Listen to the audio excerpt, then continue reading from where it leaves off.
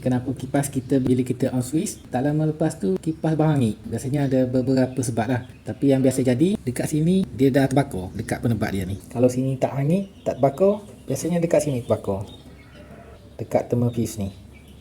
Ini saya dah kikis lah. Kalau ikutkan ini gelap ni, hitam semua. Dia punya abutnya sini lah, nampak ni. Yang ni dah bersih lah, pasal saya dah kikis tadi. Macam ni.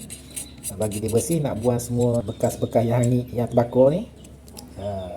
Penebat yang terbakar ni saya kikis supaya dia bersih balik lah. Sebab kalau saya tak kikis, bila saya pasang kipas nanti, dia akan bau hangit lagi. Pasal apa? Pasal getah dekat sini ataupun penebat dekat sini, dia cair. Dia cair bau hangit lah. Macam mana dia cair? Pasal benda ni kan panas. Bila pusing, bila kipas pusing, benda ni panas. Bila panas, benda ni kan duduk rapat. Thermal fuse ni duduk rapat kat coil ni. Jadi kulit ataupun penebat thermal fuse ni, dia terbakar, dia cair. Lepas tu bau hangit lah. Jadi inilah yang saya dah kikis tadi. Jadi macam mana kita nak selesaikan bau hangit ni, kita kena bersihkan thermal fuse ni. Kalau ada hitam-hitam, kena bersihkan macam gini lah. Kena buat gini sampai jadi putih macam gini. Lepas tu macam getah ni ataupun penebat kat sini ni, yang ni pun nak kena tukar juga. Pasal apa? Pasal ni dah keras.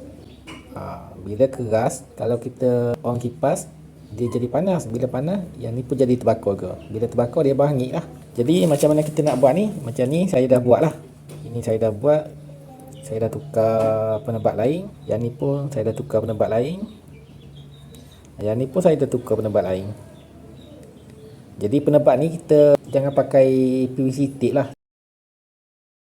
PVC tape untuk elektrik tu tak boleh pakai. Tak boleh pakai. Pasal apa tak boleh pakai? Pasal PVC tape tu dia ada gam. Bila kipas ni pusing, dia akan panas. Gam tu akan jadi cair. Bila cair dia akan duduk kat sini lah. Jadi bila cair duduk kat sini, bau hangit juga.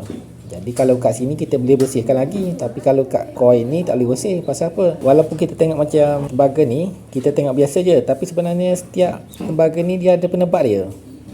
Dia ada penebat dia. Dia ada kulit dia. Cuma kita je yang tak nampak. Kalau tak ada kulit ni, maka wayar ni dia akan kena dengan wayar ni. Dia akan short lah. Dia akan shortkan coil ni. Tak pun kipas jadi gila ke, macam-macam lah. Jadi jangan pakai PVC tape. Kita nak tukar penebat ni, kita kena pakai ni.